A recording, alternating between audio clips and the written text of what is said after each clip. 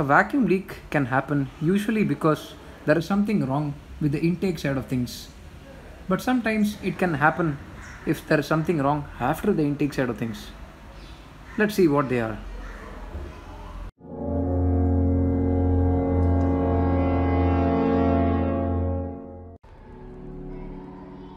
Hey guys, Bratty Biker here. I hope you're all doing well.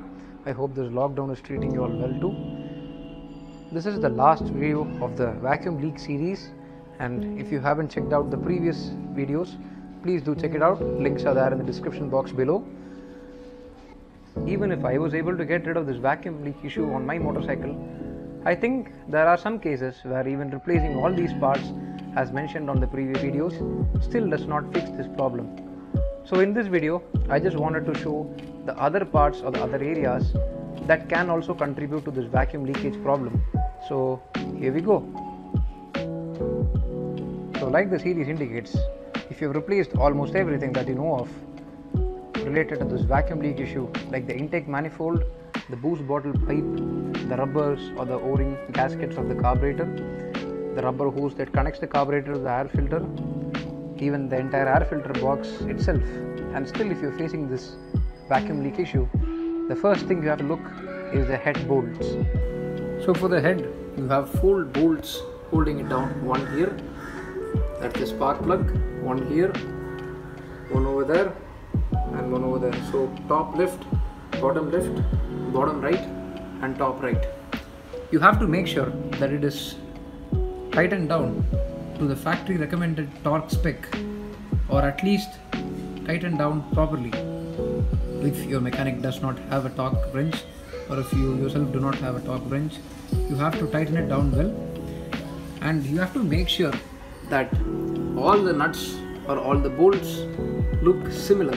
They should not be of different sizes, they should not be of different torque levels, and that's the one thing you have to make sure of. And for that, you have to take off the head. You have to inspect the standoffs right here where you place these bolts on. These standoffs have to be properly in alignment. One should not be too loose, one should not be too tight. I am facing this problem on my motorcycle. My top left standoff is not in a great shape, so I will be replacing all the 4 standoffs, and replacing standoffs is not an easy task. Most likely it cannot be done yourself with home tools. You have to go to a lathe and they'll do it for you. And if that's the problem, go to a lathe and get it done. But before you go to the lathe, there is one more thing that you have to address. Another not so common source is the exhaust bolts. One here and one over here. These can get loose due to vibrations, age and time. So try to torque it down, try to tighten it and see if it solves your problem. If it does not, then remove these bolts and take off the exhaust and inspect the studs. They should be of the same level. One should not be too high, one should not be too low. They should be of the same level. They should have the threads of the same size. They should be perfectly matched, and there should not be major differences.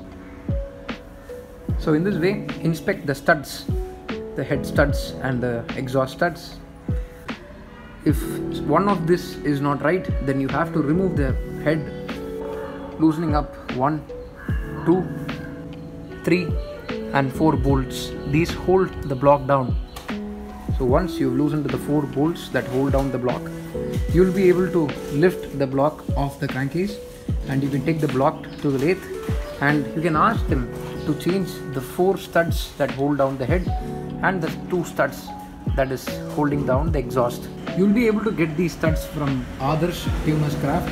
I've linked down this phone number on the description box below. You can WhatsApp him your requirements and he'll be able to send you parts gladly if he has in stock. Slightly off topic, but when you have your block off, you'll be able to inspect the bore for scratches or anything like that.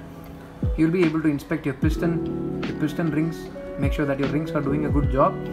You'll be able to inspect your piston needle bearing. You'll be able to inspect the crank for side-by-side play, and if you're having some engine noise, you'll be able to properly identify where this noise is coming from when you have the block off, since you can see the problem right in front of your eyes. So it's a great thing to do a checkup when you take the block off and before you go to the lathe, because if you identify such sort of a problem, this is a good time to get it fixed.